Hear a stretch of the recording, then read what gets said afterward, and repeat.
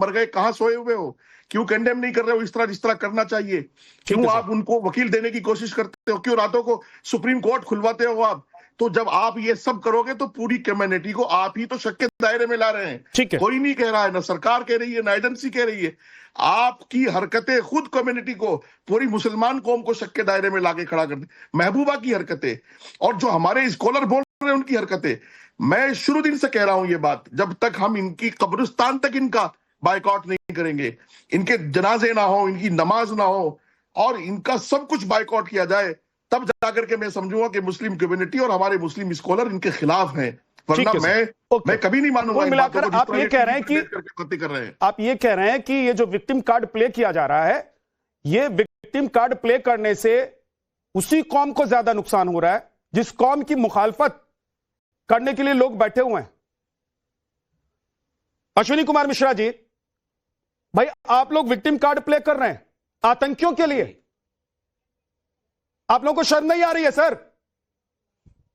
अश्विनी जी, आप लोगों को नहीं लग रहा है कि देश इस मुद्दे पर आप लोगों के साथ कभी नहीं हो सकता है, कभी खड़ा नहीं हो सकता? कोई डॉक्टर अगर आतंकी हो गया है और एक डॉक्टर नहीं सर, लाइन से पूरी फहरिस्त है, ये सब लोग अगर रेडिकलाइज हो गए हैं, इन सब की मानसिकता अगर आतंकवादी वाली हो गई है, तो आपकी पार्टी के नेता सिर्फ इसलिए आकर बोलेंगे कि डॉक्टर होकर कोई आतंकी हो गया है, जरूर कोई मजबूरी रही होगी, आपकी भी कोई मजबूरी हो सकती है कि आप कांग्रेस पार्टी के दफ्तर पर जाकर बम फोड़ देंगे? अश्विनी जी, नहीं, आप मुझे रेडिकलाइज मत करिए। ये काम भारतीय जनता पार्टी और इसके इकोसिस्टम का है।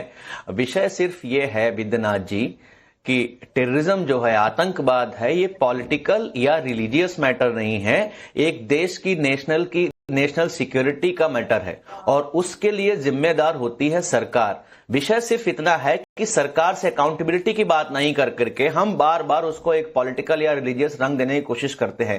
मैं उदाहरण देता हूं, शहजाद पूनावाला का आपने शुरुआत में बाइट सुनाया कि वो बोल रहे थे कि महबूबा मुफ्ती ने बुरहान वानी को मासूम कहा, ये कहा, वो कहा। क्या आपको पता है विद्यनाथ जी, जब ये महबूबा मुफ्ती ने उनको मासूम कहा था बुरहान वानी को, तब भारतीय जनता पार्टी उनके साथ सरकार में थी और उसके बाद 1.5 साल तक सरकार में रही उनके बाद। तो ये भारतीय जनता पार्टी की दोगली राजनीति का चरित्र है।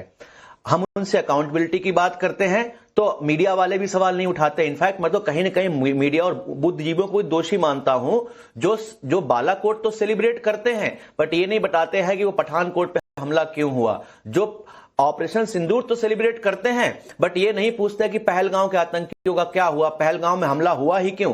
क्योंकि हमारा प्रॉब्लम यह है कि जब भी कोई विद्यार्थी फेल होता है तो हम ये दिखाना शुरू कर देते हैं कि देखिए आने वाले समय में वो कैसी तैयारी कर रहा है, कैसे पढ़ाई कर रहा है, इस बार तो टॉप करेगा, पर ये कभी नहीं पूछते कि वो फेल हुआ क्यों। यही विषय सिर्फ सरकार के साथ है। जब हम पूछते हैं कि कोई रेडिकलाइज हो रहा है, क्या रेडिकलाइज हिंदू नहीं हो जाते हैं? क्या एक्सट्रीमिस्ट हिंदू नहीं बनते? क्या नाथूराम गोडसे रेडिकलाइज नहीं हुआ था? क्या रेडिकलाइजेशन के हमको रूट पे जाना पड़ेगा। जब हम उस रूट को खत्म नहीं करेंगे तब तक आतंकवाद किसी न किसी फॉर्म में पनपता रहेगा और ये जिम्मेदारी सरकार की है। सरकार बैठी हुई है सेंटर में, सरकार बैठी हुई है स्टेटों में, उनकी जिम्मेदारी है। देखिए कि आप माहौल की बात करिए, कैसा माहौल बना रहे हैं, कैसा एनवायरनमेंट, कैसा माहौल बना गया, कैसा माहौल बन गया, साक्षरता दे रहे हैं, कैसा माहौल बन गया अश्विनी जी, कैसा माहौल बन गया? ये जवाबदेही तो सरकार देगी। आप लोग अगर इतने हितैषी और हिमायती होते ना इन लोगों के, 11 साल जिनको आप गाहे बगाहे विक्टिम कार्ड प्ले करके बदनाम कर रहे हैं, अगर आप लोग इतने हितैषी होते ना तो बिहार में अभी आप लोगों की ये हालत नहीं हुई होती। ये तुष्टीकरण, हिंदू मुसलमान, मुस्लिम वोट बैंक, MY समीकरण, यही सब तो करते रहे थे ना आप लोग। इस बार जनता ने आपको आईना दिखाया ना कि नहीं दिखाया? बिहार पे अगर जाएंगे, बिहार पर जाएंगे सर, बात थोड़ी मैं आपको आईना दिखा रहा हूं कि भाई आप लोग ये राशिद अलवी, आपके कांग्रेस के नेता, वरिष्ठ नेता, माननीय सम्मानीय नेता, ये सब लोग बैठ बैठकर अगर कहते हैं कि एक डॉक्टर अगर आतंकवादी हो गया है तो जरूर उसकी कोई मजबूरी रही होगी, सरकार की नीति खराब है। एसएन सिंह साहब जवाब दीजिए। आपके हिसाब से देखिए, आतंकवादी तो नहीं कहेंगे लेकिन आतंकवादियों के समर्थक वाली पार्टी जरूर कहेंगे। जिस पार्टी के बड़े बड़े नेता कहते हैं कि ये भटका हुआ है, बेचारा हुआ, हालात का मारा हुआ है, इनके राष्ट्रीय महासचिव का बयान आता है, यार तुले 26/11 की घटना के बाद कहते हो तो हिंदू आतंकवादी हो सकते हैं, वो कलावा पहनकर हाथ में आए थे। निश्चित तौर पे जब ऐसे ऐसे बयान आप देंगे जहां भारत तेरे टुकड़े होंगे, इंशाल्लाह इंशाल्लाह का नारा दिया जाएगा और वहां उनके उस समय के वर्तमान राष्ट्रीय अध्यक्ष, इस समय के चहेते नेता राहुल गांधी जी पहुंच जाएंगे तो ये माना जाएगा कि आतंकवादियों को कवर फायर देने वाली अगर कोई पार्टी है तो कांग्रेस पार्टी है और उनकी सहयोगी जो केंद्र में उनको समर्थन देने वाली पार्टी है। निश्चित तौर पर भारतीय जनता पार्टी की सरकार में आतंकवाद की कमर को तोड़ के चूरमा बनाने का कार्य किया गया। यही तो दर्द सता रहा है कि 370 जैसी धारा को समाप्त करके, आतंकवाद को समाप्त करके, लोकतंत्र को बहाल करके कैसे कश्मीर में खुशहाली आई है। कश्मीर की खुशहाली एसएन सिंह जी, आप कह रहे हैं कश्मीर में खुशहाली आई है, महबूबा मुफ्ती कह रही है कश्मीर में जो चल रहा है उसका नतीजा है दिल्ली ब्लास्ट। कांग्रेस के नेता कह रहे हैं कि आप लोगों की नीति, आप लोगों की सरकार की वजह से डॉक्टर भी आतंकवादी बन रहा है। पिछले 11 सालों विद्यानाथ जी, यही तो एक विचारधारा है, आतंकवाद वाली विचारधारा। इसी को कहते हैं कि वो चाहे पंचर लगाने से लेकर डॉक्टर, इंजीनियर या कोई बहुत बड़ा नेता भी हो, सबका यही काम है कि आतंकवाद का समर्थन करिए, सिमी का समर्थन करिए, पीएफआई का समर्थन करिए। क्या कांग्रेस और महबूबा मुफ्ती नहीं चाहती थी भारत सरकार से, मोदी जी की सरकार से कि पाकिस्तान से बात करिए? और कौन नहीं देखा है कि कांग्रेस की सरकार आती है, आतंकवादियों को राष्ट्रपति भवन में बुलाकर, प्रधानमंत्री आवास में बुलाकर चाय पिलाने का कार्य किया जाता है।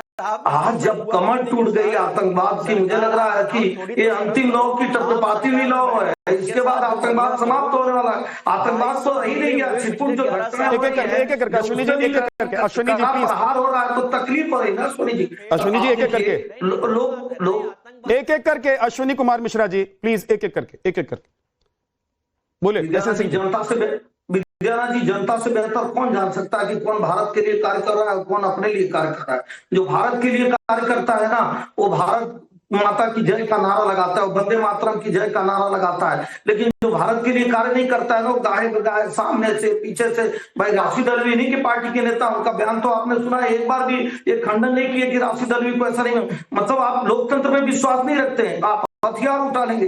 यही बात राहुल गांधी कह रहे हैं, राशिद अल्वी कह रहे हैं, यही इनके प्रवक्ता कह रहे हैं। तो मैं कह रहा हूं आप भूल जाइए, भारत में जानते हैं किसकी सत्ता है, बनना चाहिए राष्ट्रवादियों की सत्ता है, राष्ट्र प्रथम मानने वालों की सत्ता है, राष्ट्र पे कुर्बान होने वालों की सत्ता है। मुझे लगता है कि कहीं भी आप अपने मंसूबे में कामयाब नहीं हो पाएंगे। और लास्ट बात मैं कहूंगा, आज भारत के लोगों को धन्यवाद देना चाहिए कि भारत के लोगों ने ऐसे सत्ता को चुना जो राष्ट्र के प्रति समर्पित रहती है, जो राष्ट्र की चेतना जिसके अंदर भर्ती है। देखिए हमारे पैनल पर बैठ के मुसलमान भाई भी कह रहे हैं कि भाई सबसे पहले जिम्मेदार हमारी बनती है कि आदिल अहमद और मुस्लिम शकील और साहिद सईद सज्जाद अहमद अगर गिरफ्तार भी होते हैं तो हम कहें कि वो मुस्लिम नहीं है, वो गद्दार हैं, वो आतंकवादी हैं, वो अपराधी हैं। लेकिन कांग्रेस को डर लगता है, जानते क्यों डर लगता है? वोट कट जाएगा।